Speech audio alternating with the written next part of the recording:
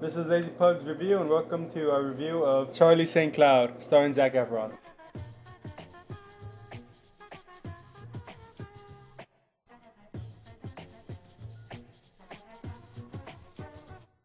My name is JAR. My name is Winston. And my name is JAR. JAR, are you really here right now? Because I crashed earlier today, and you sort of died. Is this the in-between?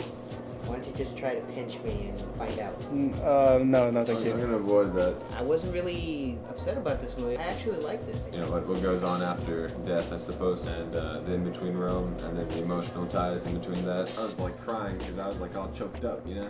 I think if you have a little brother, it'll, especially like a younger little brother, it'll really emphasize the emotions that are supposed to be drawn out. However, I do feel like the director did a very poor job in like drawing out these emotions. I had to like search really hard to feel. And I feel like a main reason why they came out was Zac Efron himself acting. Also, this movie, I guess, like in the end of the middle or in the very end, like in the final act, I guess, they want you to start believing in something crazy, and they throw this thing at you, and they just expect you to believe it. And I was already jumping off the ship and saying, okay, I'm out of this movie, no more.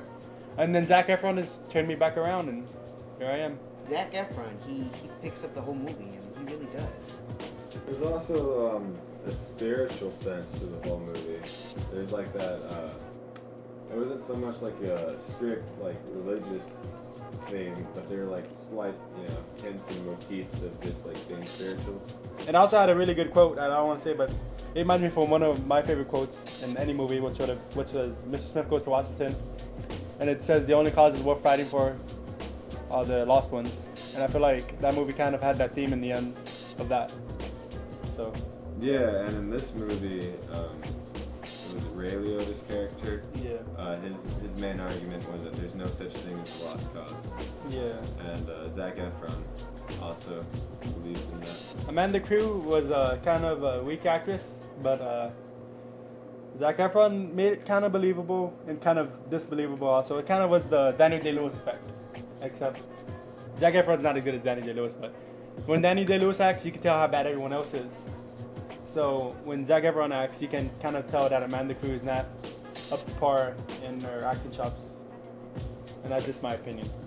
I thought she was great. I mean, yeah, like I didn't really felt her emotion really, but yeah, she did okay. I mean, I've seen a lot of worse actresses, but yeah, she did okay. I mean, I have to agree with Jared. Who can relate to this character? You know, I mean, just the way that like she's like, whatever it is that she's going through within the movie.